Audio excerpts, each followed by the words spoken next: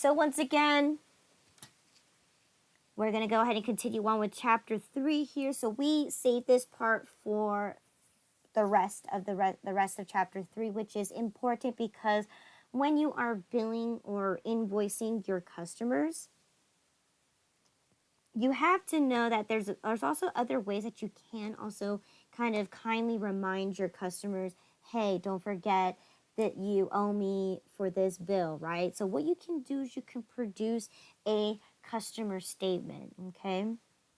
Now, this is very, very, what do you call it?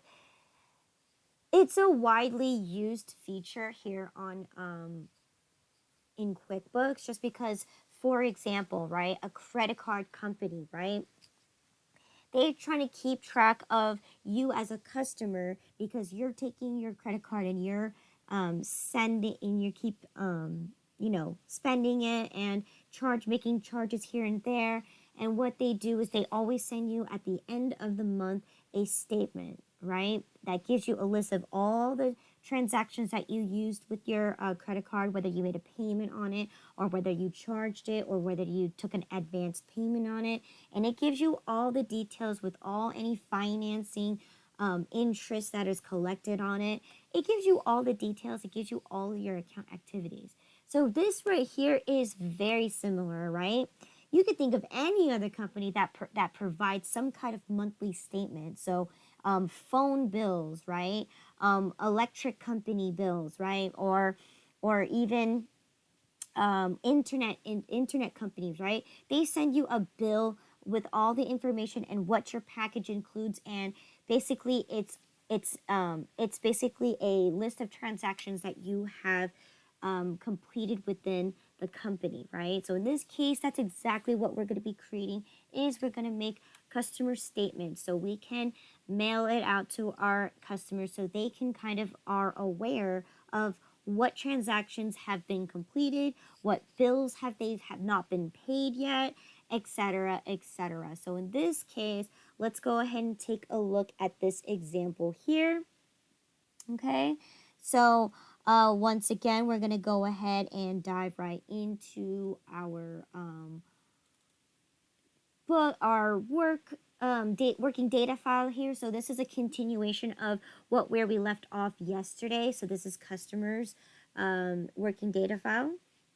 Okay, so once again, when we have the means to send out statements, it's going to be this section right here, right? And now I have it here. I have it on the home page. It's just right there as statements. I also have it up here under customers, and I have it under create statements, okay?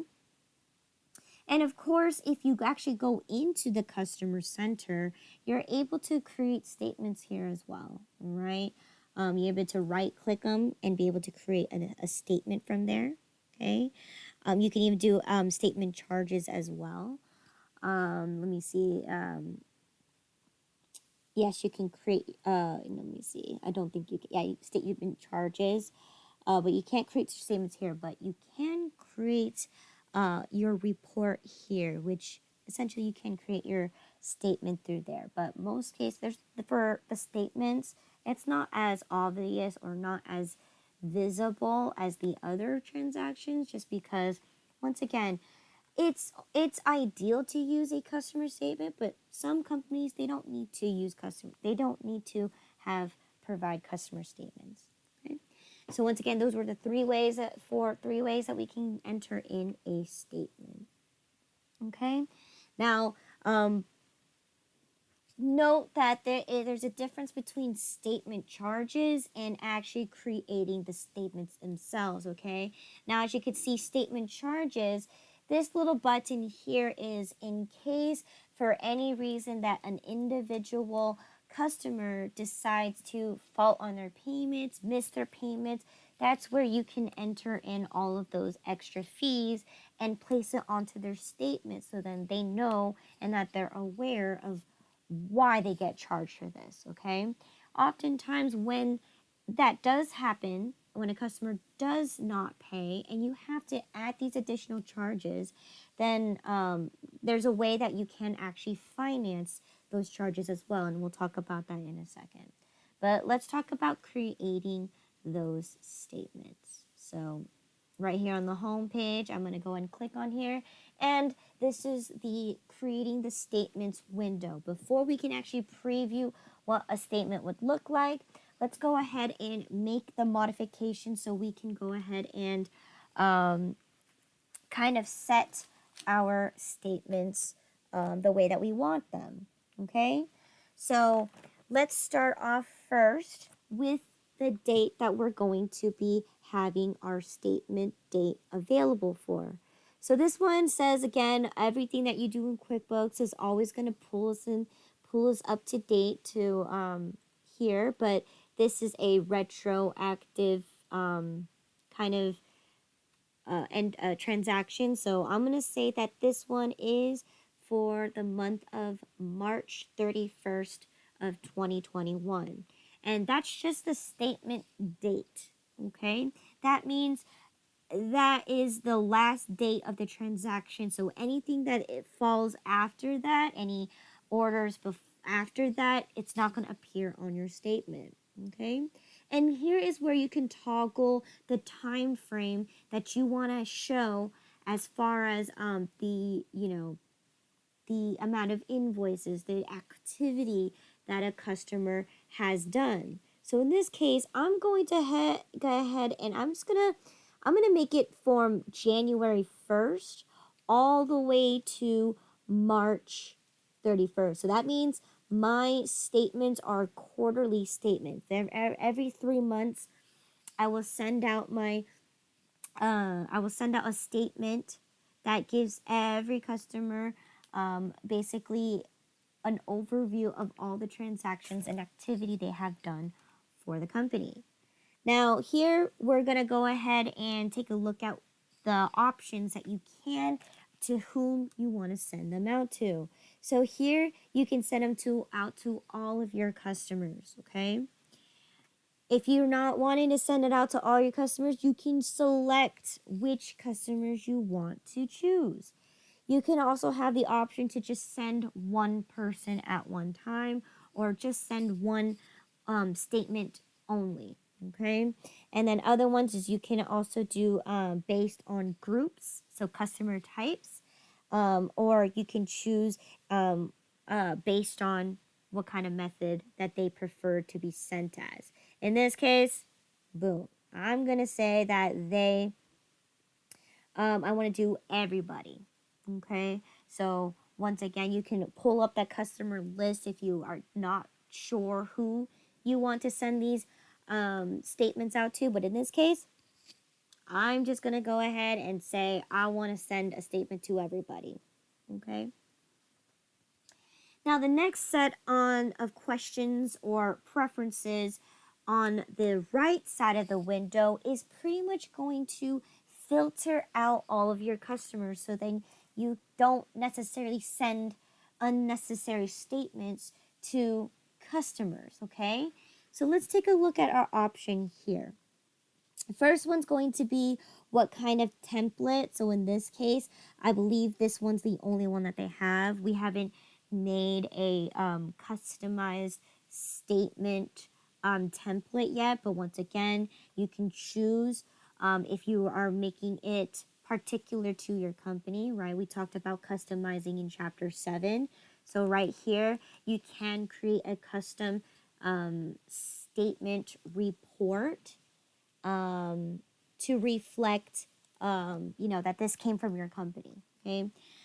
So the next section here is going to be talking about creating a statement, right? And we want to make a statement per person. Obviously, you don't want to send, a customer, other people's information. You want to make sure that you create one statement per person, okay? If you want to check out the options here, you could do by job. So once again, if, for example, Anderson Wedding, right?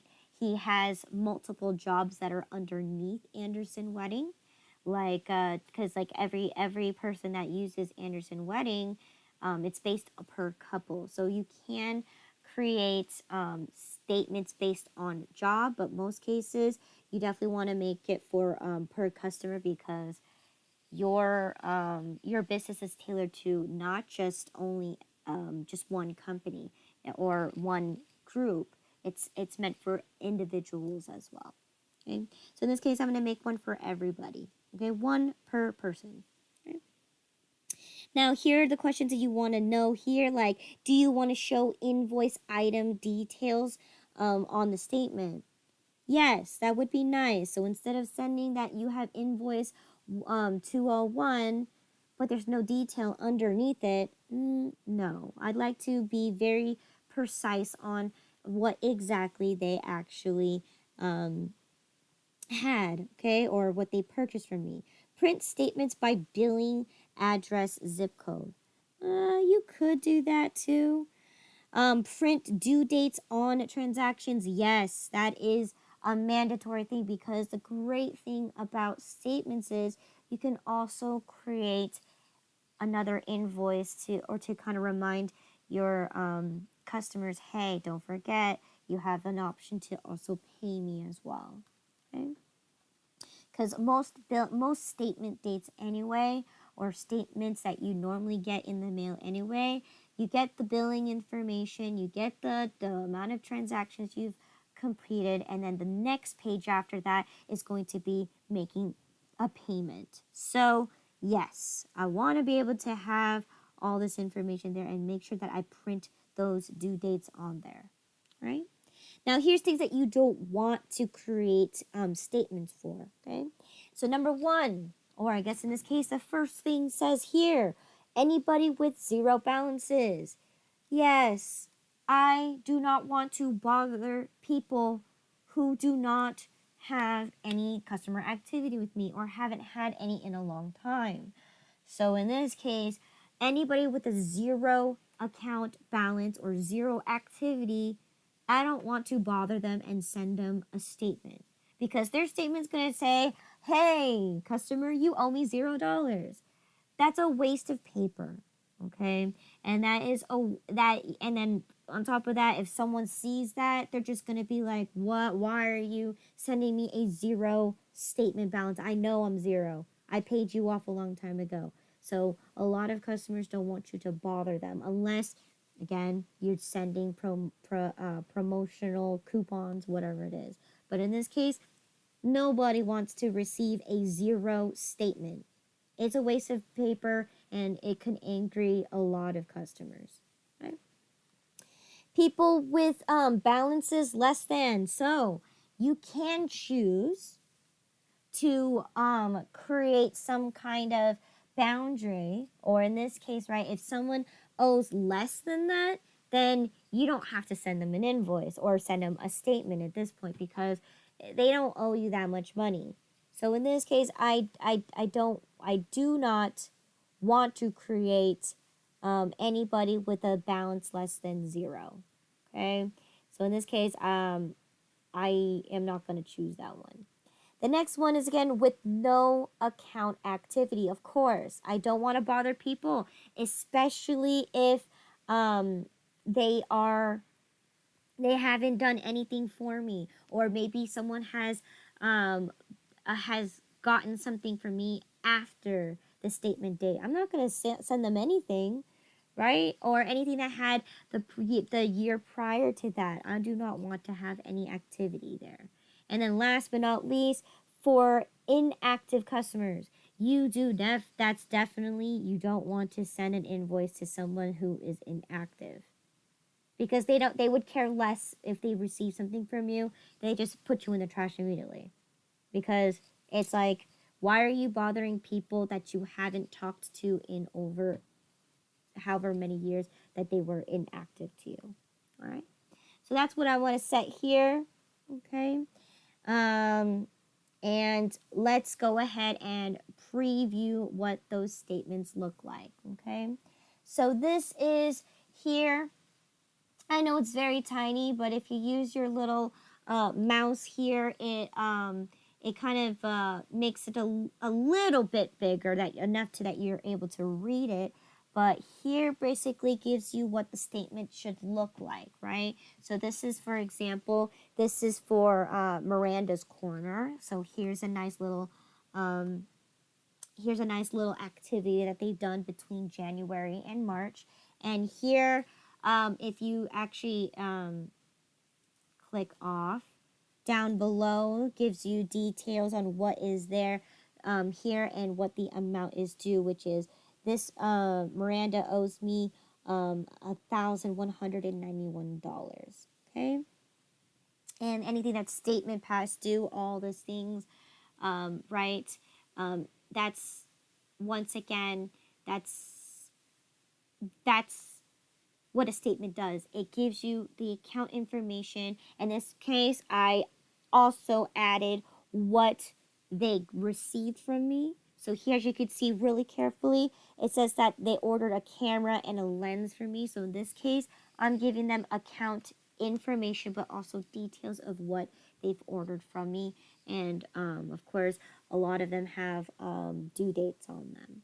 Okay, so that's just 1, 2. We got one for Perez Jerry. Okay, I'm sorry, Ron Berry.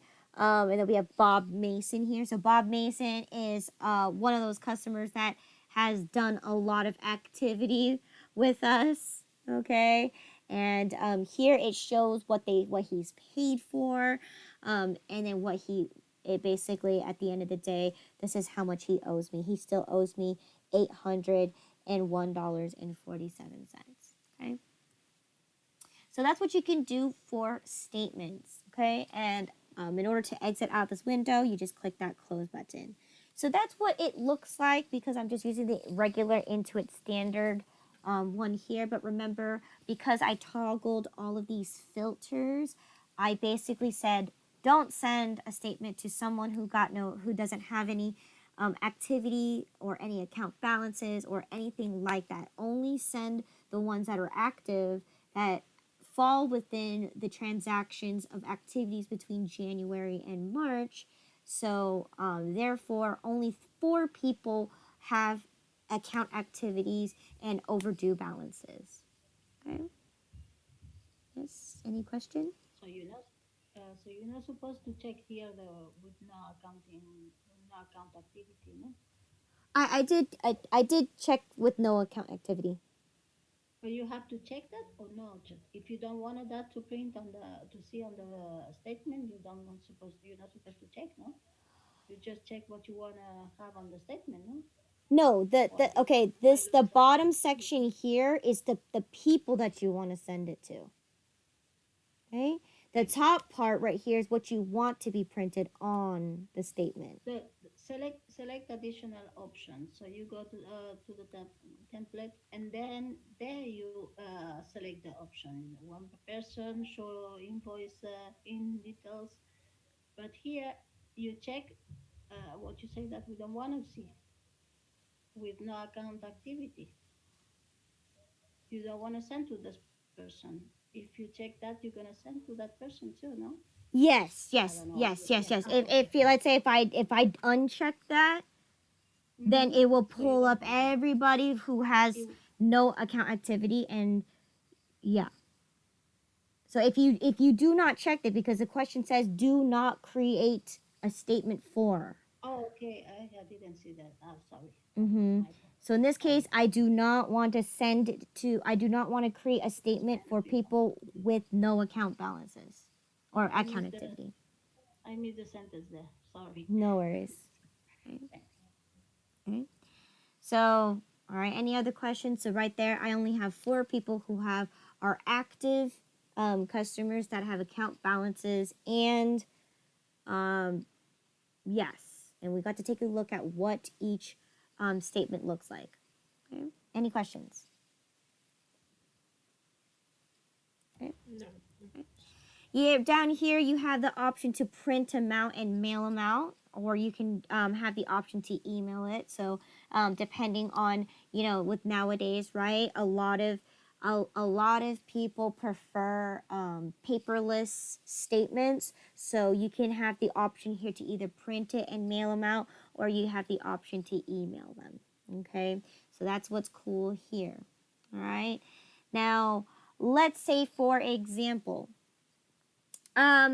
these customers here, if I were to say that my company, hold on, let me go ahead and click no real quick.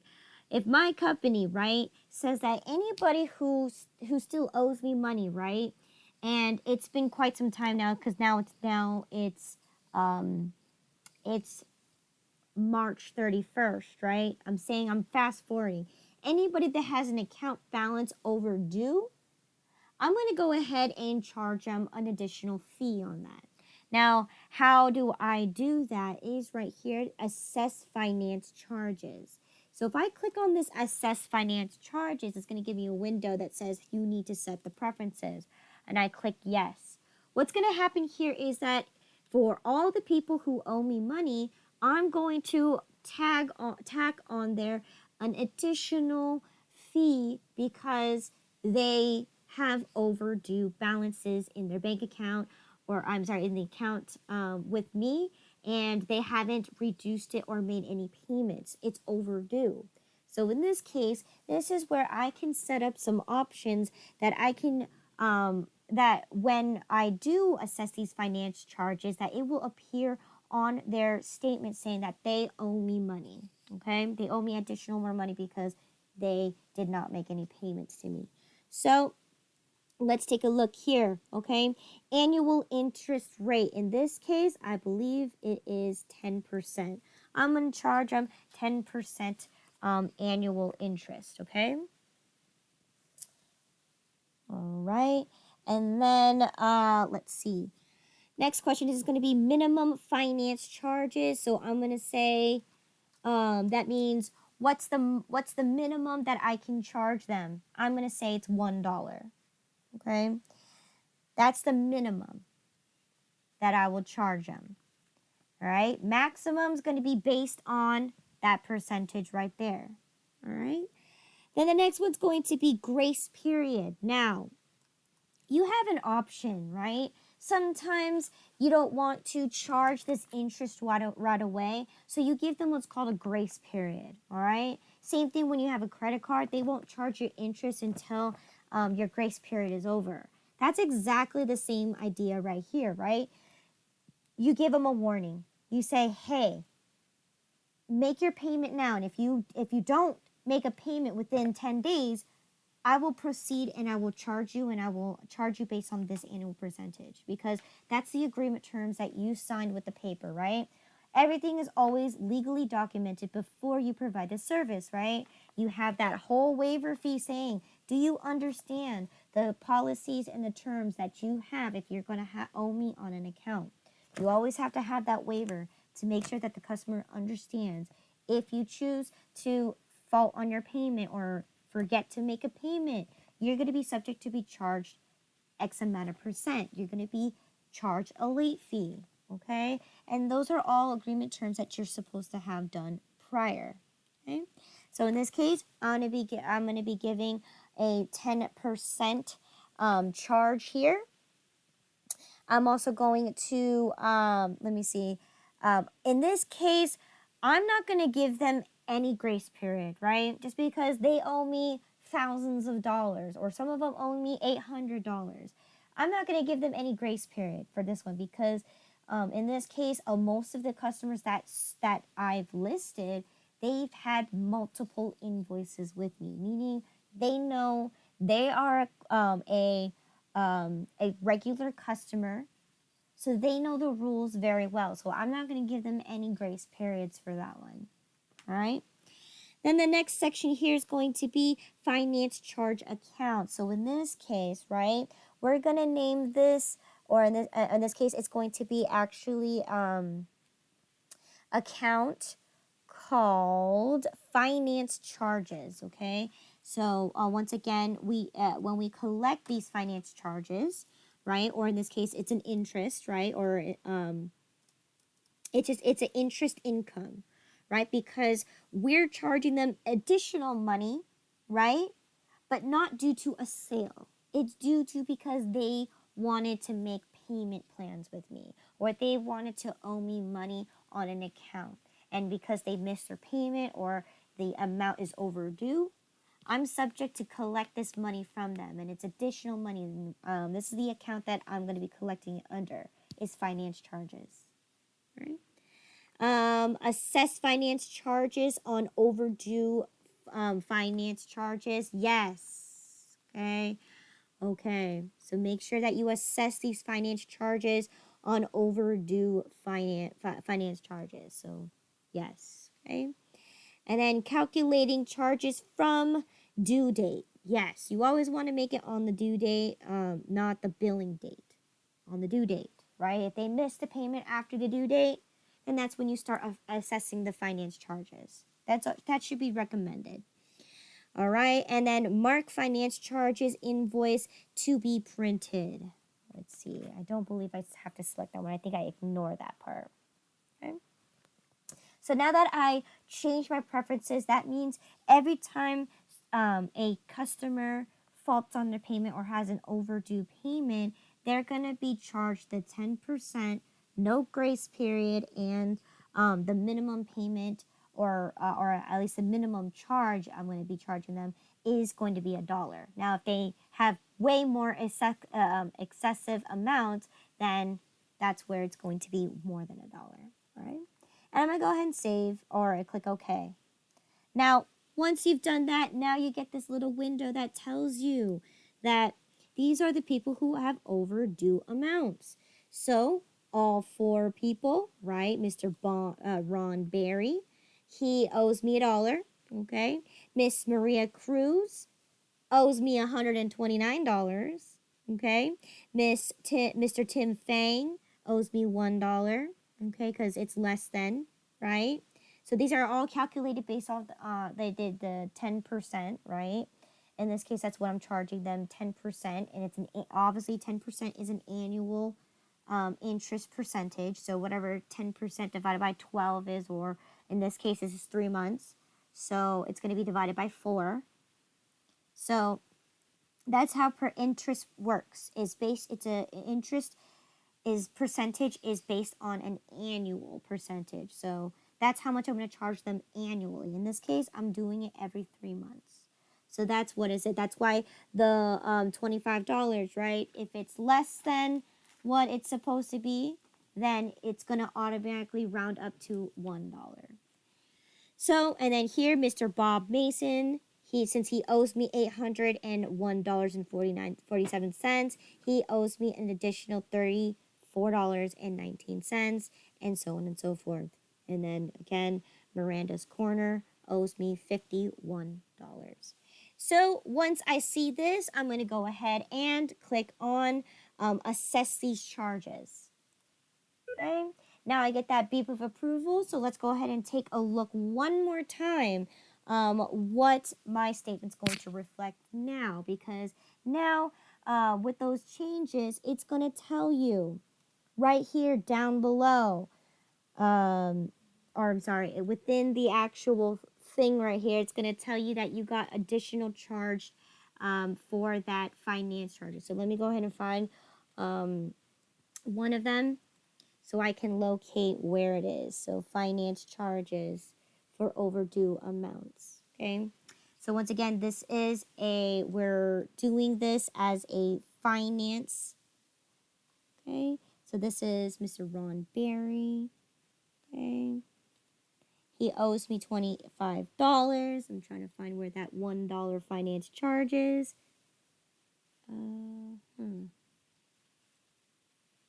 Let me make sure that I marked to, if I said, do I want the finance charges to be printed? Let's see. Finance charges.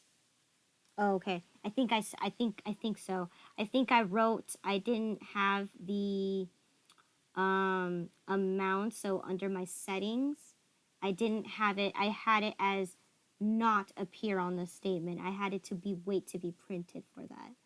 So again, I already assessed the finance charges. Okay. Finance charges have already no. Okay, so I don't want to double charge them by accident, so I'm going to click cancel. So on that page when you saw for the preferences, there is a section where it says you want the finance charges to be printed, and I did not check mark that. And that's where it's supposed to appear on the actual statement. Okay, so that's something I missed there, but once again, it is a preference that you had to set. I could go back and do it, but that's okay. Just continue reading it into your book, and it will teach you exactly how for it to appear. And it appears on the actual statement. It will tell you right there that you added an additional finance charges. In in my, Mhm. sorry, in my it appears the $1. Yes, yes, yes. It's because I didn't select that little last button where it says to have the finance charges to be printed. I didn't put that on there. Okay. So yes, it does appear on there if you do select that option. So once again, if you hit that preview, you should see that the changes are going to be added up together, including that finance charges. Okay. Yes. Any questions on on just customer statements? No. Okay. We do. Okay. So, You just, sorry, you're just doing a statement on customers, no, nothing else, no vendors, no. you don't do you don't do statements for vendors. Vendors do that for you. Oh, no, I know, but you don't, you just do a statement for customers, right? It's just for customers, correct? Just for customers, okay. We do just exit this page, or I mean, that's what I usually do because I'm not gonna print it, and it's okay if I don't send them out. It doesn't make a difference because that's just the exercise that allows you to show you how to create them. Okay.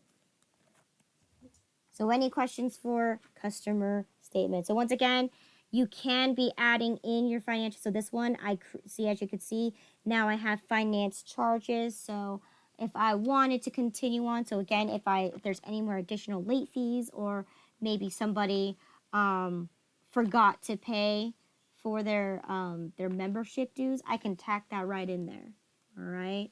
And that's what this section is for if you want to add any additional finance charges to a specific customer. Okay.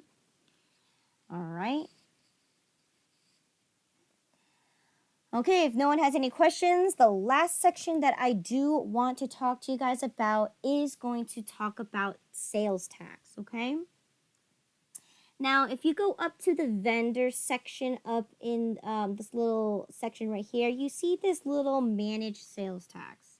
And what you're going to notice is that it's going to be also underneath the vendor's menu as well to deal with sales tax. Now here you have some options. You can manage your sales tax, you can pay your sales tax, you can adjust your sales tax, okay, and stuff like that. And the great thing about that is that because, especially when we're dealing with our customers, right, we are obligated by the state and the local county that we are doing business in to charge sales tax. Okay, unless you live in one of those states that does not just charge sales tax. Okay, so I'm going to go ahead and click on that manage sales tax little icon on the home page, and now you're going to get to the sales tax manager window. Okay, so as you can see, right, you are able to do everything that you need to do here except for creating your sales tax item. All right.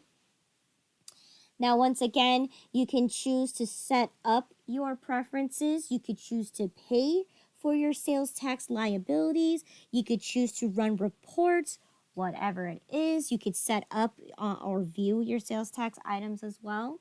So once again, when we talk about items, okay, items are things that revolve around the sales process. So let's go ahead and take a look at that before we dive anywhere else, okay? So for example, right, if I go to my items and inventory, or sorry, items and services, and we notice this, that there is a Contra Costa sales tax, okay? There's also, excuse me, there's also out-of-state sales tax. We have Santa Clara sales tax. Okay. if you guys know anything about how sales tax is created, sales tax is broken up into two components, right? One component is based on the state that you are in. So whether it's California, Nevada, um, Texas, whatever, any of those states out there, New York, all of those states have a sales tax. Okay, so the state's going to tax you a small portion, right? And then the other portion is going to be based on the county that you belong to. Okay, so I'm going to go ahead and let me take a look at the time. Okay, so it's okay. So here, let's go ahead and take an example real quick on how to even create a sales tax item, because once again, this chapter was supposed to be in chapter 7, but now it's moved on to chapter 8. So how do you create a sales tax item? Once again, this is the same throughout all lists, right? Whether you're adding a new item or new account, a new sales tax code, anything that's in a list, it's the same thing. You're gonna go down to the bottom to that little drop up menu, and you're gonna click on new, or you can right click anywhere and click new.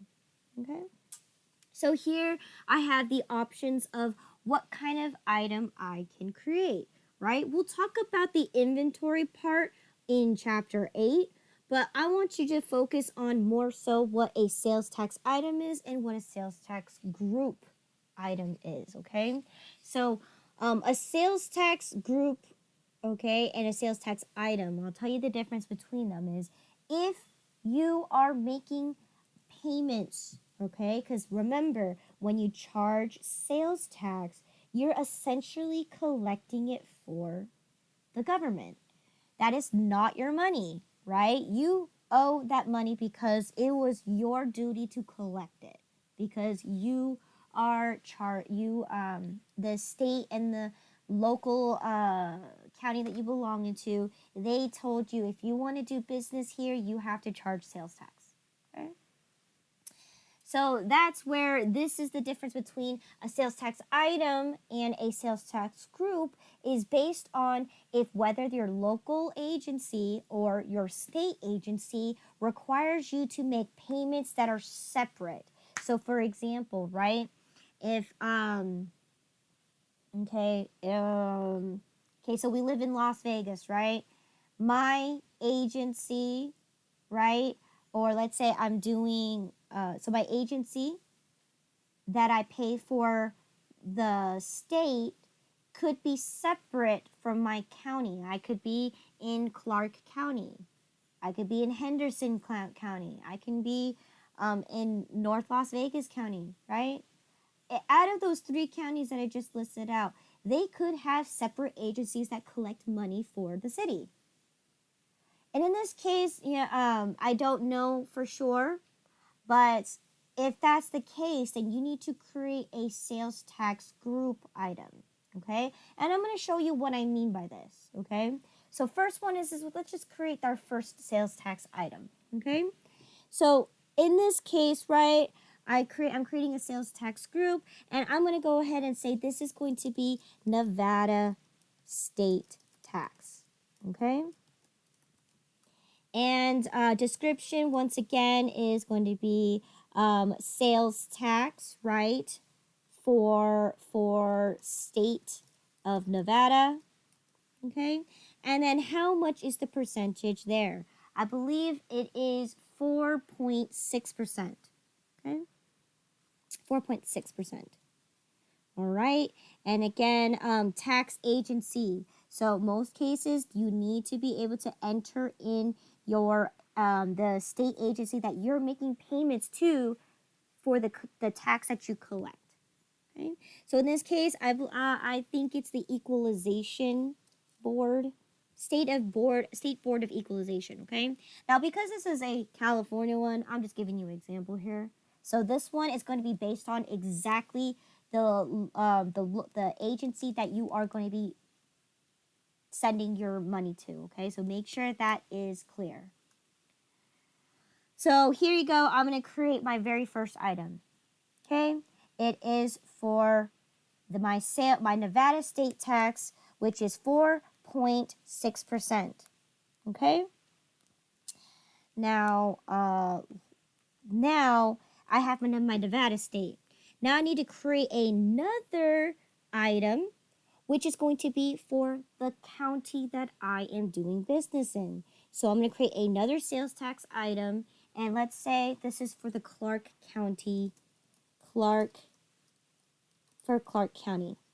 Okay, Clark County has a separate tax, and it's gonna make me pay it separately for Clark County. Okay, and this time, right? It should be, let's see.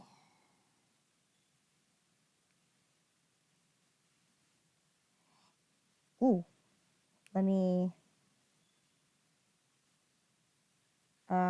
see. I think right now the overall county tax right now is, so in this case I'm going to say Clark County is 3.775%. Okay? And once again, depending on, this is not a legitimate one, but in this case, like I said, this is an example. I'd probably have to pay to I don't know, the Clark County District. I don't know, okay? But in this case, I don't have that in my book, so I'm just going to go ahead and leave it like this, all right? So here I have a Nevada state tax, and I have a Clark County tax. Now, what you can do here is that I can't be charging two taxes at one time.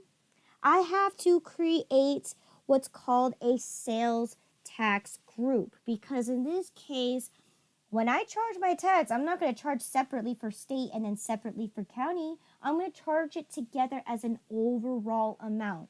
So in order for you to be able to do that on your sales form, I'm going to go ahead and create a sales tax group. And I'm going to name this Nevada, NVCC. Okay, so Nevada CC sales tax. Okay, that represents right there. Okay, sales tax for Clark County, comma, Nevada. Because this is both Nevada and Clark County. So here, I'm going to be adding here. So this is why you need to create those items first, because when you're creating your sales tax item group, you need to already have those items already pre-existing. So in this case, I'm going to list them out. So I have Nevada state tax right there, and I'm going to have Clark County state tax, okay? And check it out. Now it tells me that the Nevada, this entire amount that I'm going to be charging my customers is for 8.375%, which is, that is the current sales tax right now, okay? And that is correct for Clark County. So this is how you create your sales tax item. Now, the reason I have it grouped is that is only if the example says that you pay your state taxes separate to a separate agency from your actual county. All right? And that's how you tell QuickBooks, hey, if you're going to make a payment to the state, you got to send it to this agency. If you're going to make us a payment to your local agency, then I need to send a separate check to this agency. Okay? And that's why you would separate it and then group them up together. But if you're paying your agency and your agency for the state and the county in one location, then you could just create one sales tax item and have it for the 8.375%. Okay? So that's just giving you an example of how you can create your sales tax item. So when you do charge your customers, you can go ahead and give them the option for that. So how do I find that now? So if I were to charge my customer, if I were to create a sales receipt, right? Down below, you have tax right here. If you drop down that menu, there you go. I have Nevada Clark County sales tax. And if I click on that, it's going to say that it's going to charge for 8.375%. So whatever I place in here that I'm selling to a person, it's going to be taxed at 8.375%. Okay? So that's how you create the tax item. All right? Any questions there?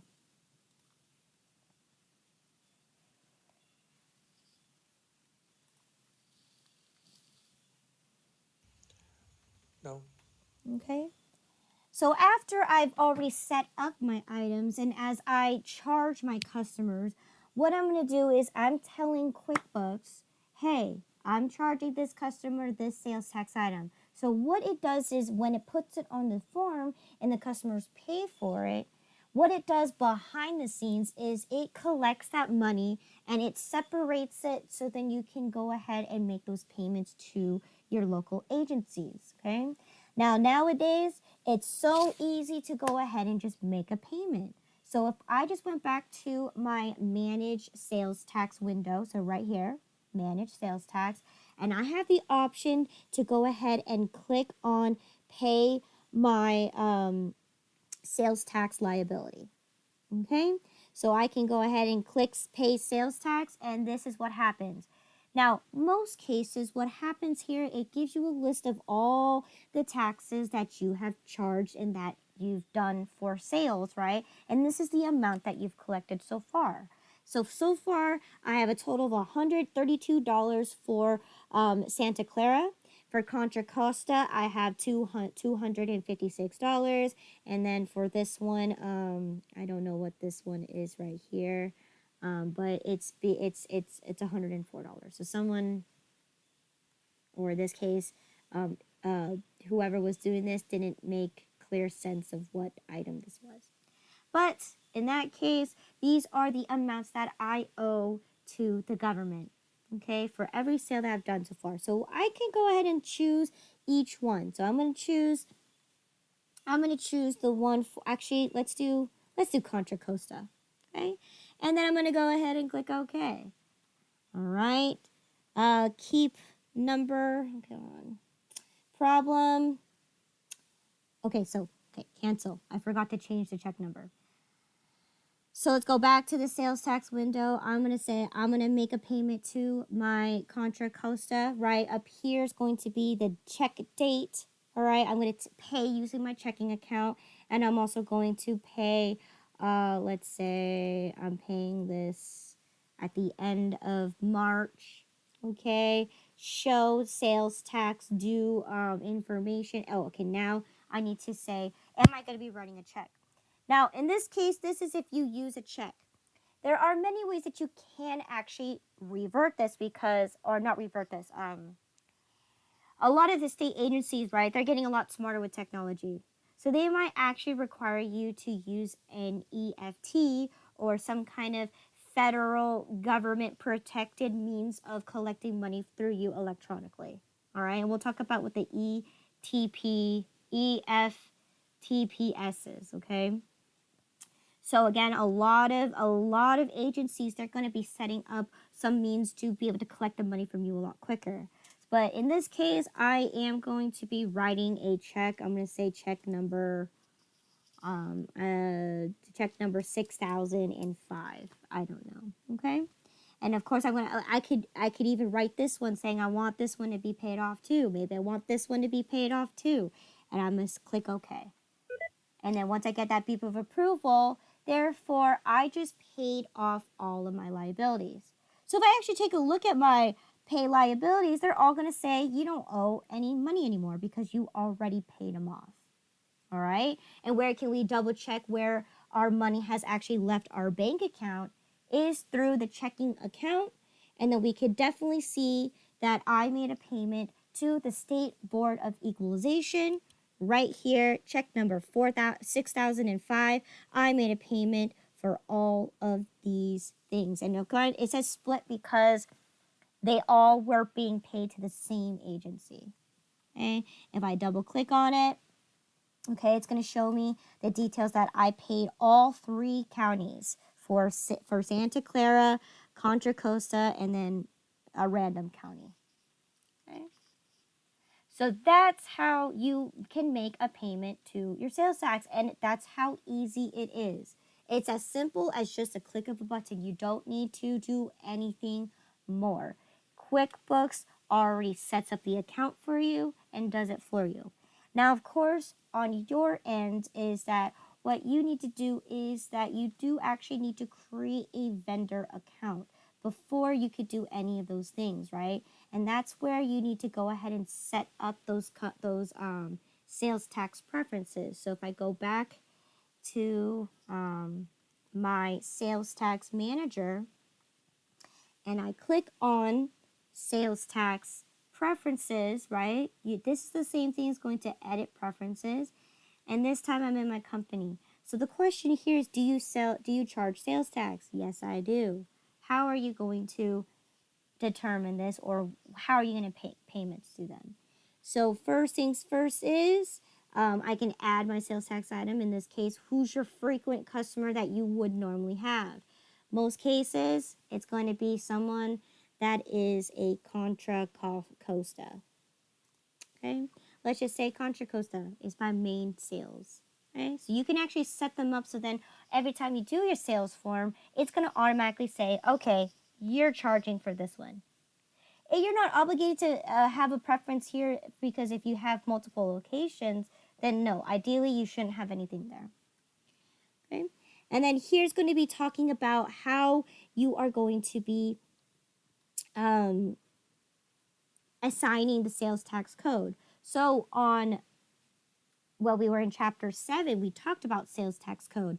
We talked about what are sales tax codes, right? It's a means of making some kind of separation between the products that you sell. So if you sell a product, you're automatically, it's taxable, okay? If you sell a service, those are non-taxable items, okay?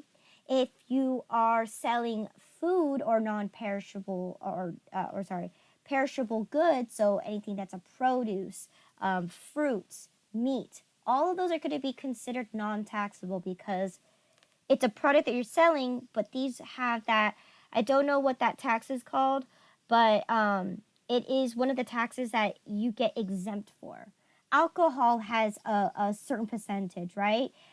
Tobacco has a certain percentage of tax that you obligated to be charging your customers. So those are items that you could set up in your QuickBooks. And here basically says, well, if you are going to be having a taxable item, which one should be automatic? It should be the taxable code.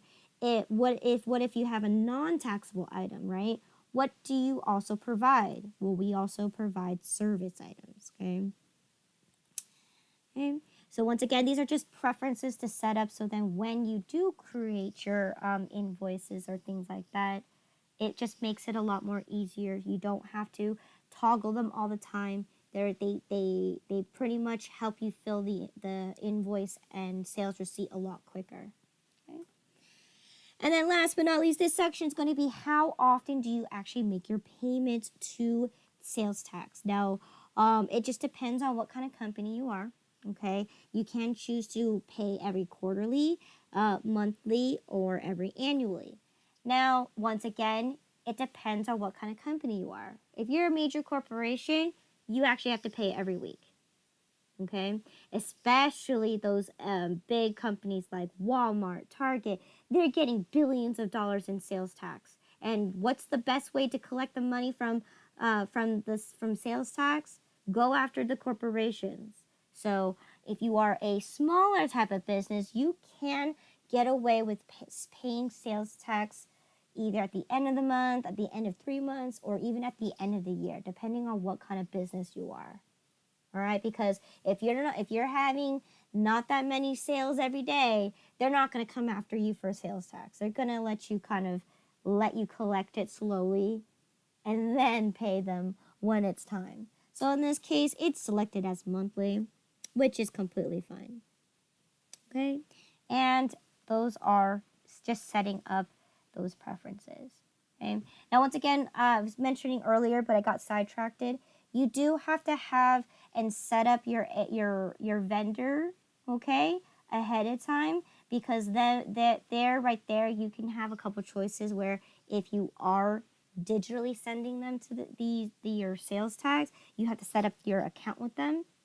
And then when you're on that page, you could just use EFT to send them the money, right? And it's going to take the information that you provided. So link it with the account number that you provided in the customer information, and it's going to transfer it to that account, okay?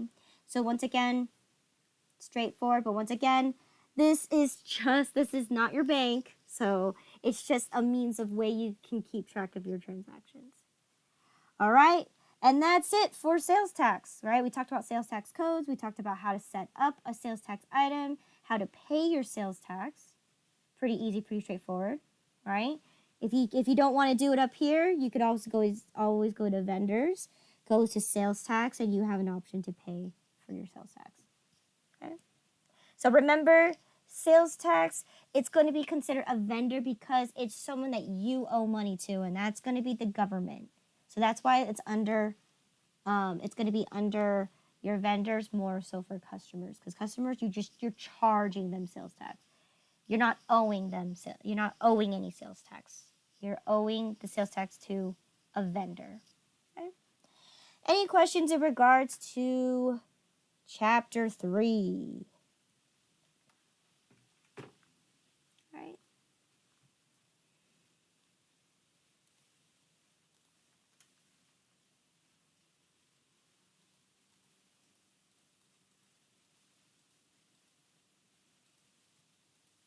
No? No questions in regards to Chapter 3? No. Okay. All right, let's dive right into the Chapter 3 multiple choice questions, okay? All right, got my paper. Take a seat. All right, so remember, you need to select the best answer, okay? Number 1, okay? Customer statements. Basically, the question's asking, what do they do?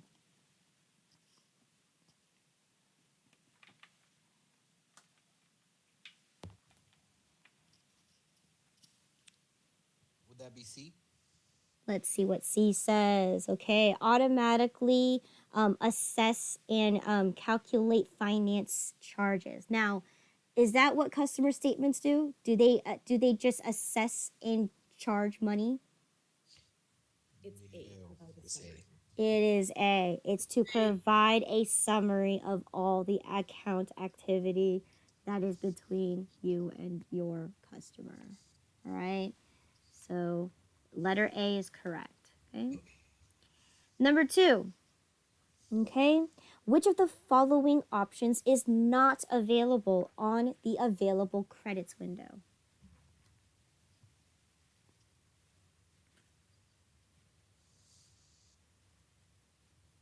D. Hold on. Number 2. Oh, yes. D. Good. Right. Use with receive payments. No. You can never, ever use a credit memo to act as if it's a received payment. No. But yes, you can give a refund, as we talked before, right? The option window. So remember, when we finish our credit memo, we press that enter and save and close. It will pop up that little window that says, what do you want to do with this credit memo? Do you want to leave it as an available credit? Do you want to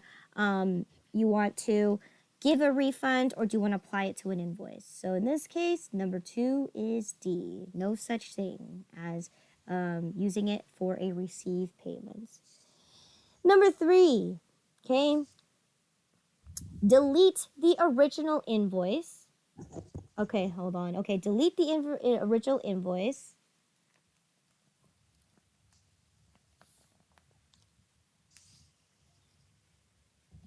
On the 3.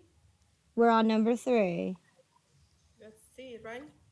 Let's see.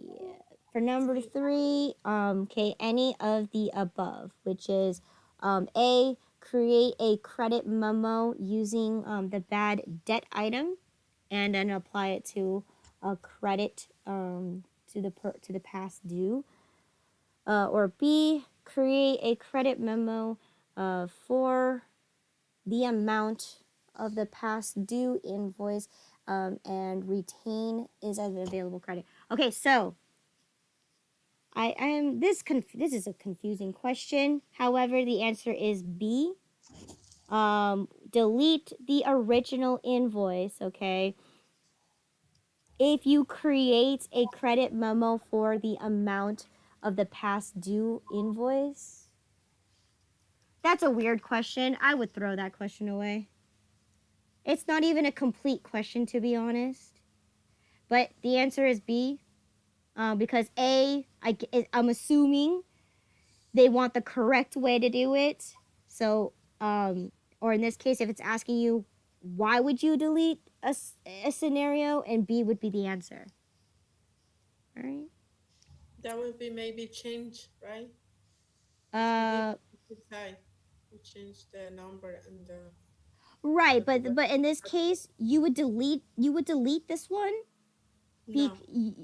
You would delete this invoice because that's not how you're writing off a bad debt. The first one is how you write off a bad debt properly. Mm-hmm. But the second one, no, I don't know. It's an incomplete question. Number 4, okay? In which of the following situations would you create a credit memo? D. D. D, any of the above. So A, if you need to record a cancellation, okay, good. If a customer returns merchandise, good.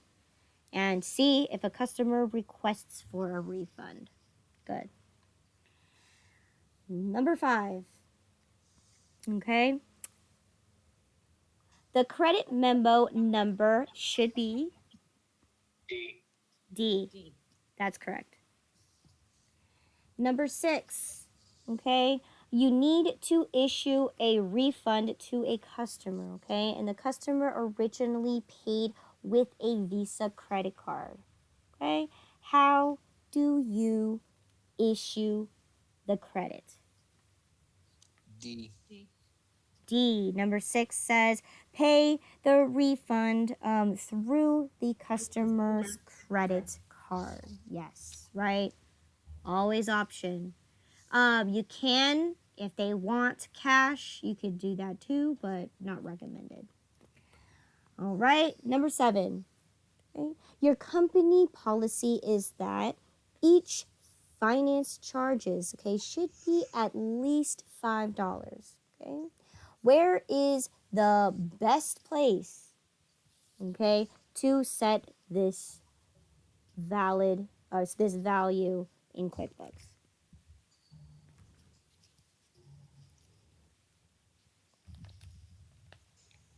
B. B, okay, enter $5 in the minimum finance charges field in the finance charge company preferences. Yes, so if you guys remember, right, when we set our preferences, if that's what we want the minimum payment to be, right, we can toggle it by going through the preferences window and saying that the minimum is 5. Good. All right, number 8, okay. Which report would you run to see a summary of income by, what does that say? Products and services.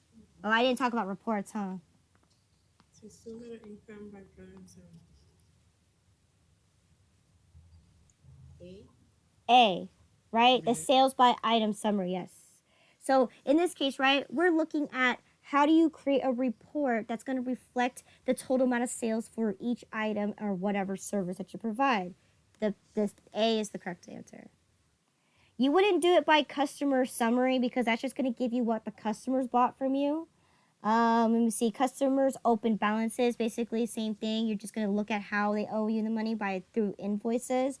And then D says the revenues by item summary. Revenues by item, it's only going to tell you how much you accumulated. It's not going to tell you how much you items you sold.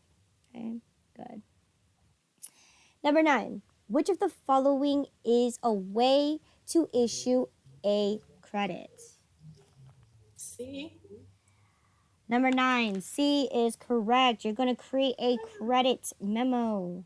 Yes.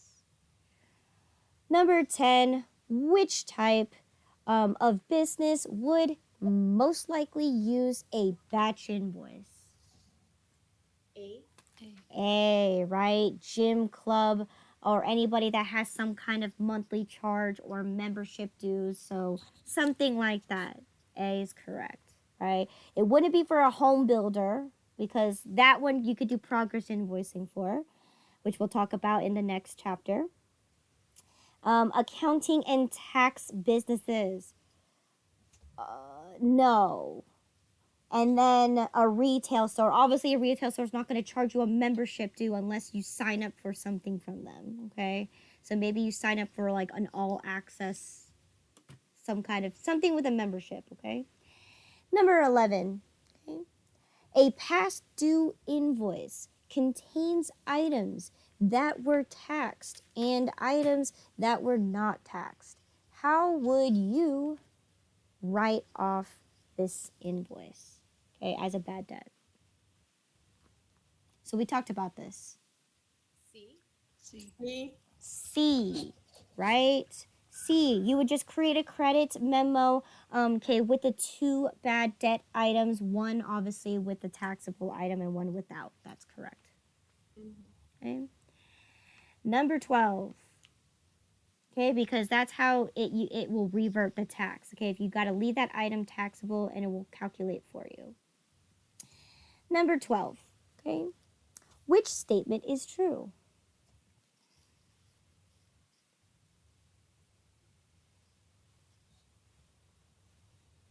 A. Let's see. Okay.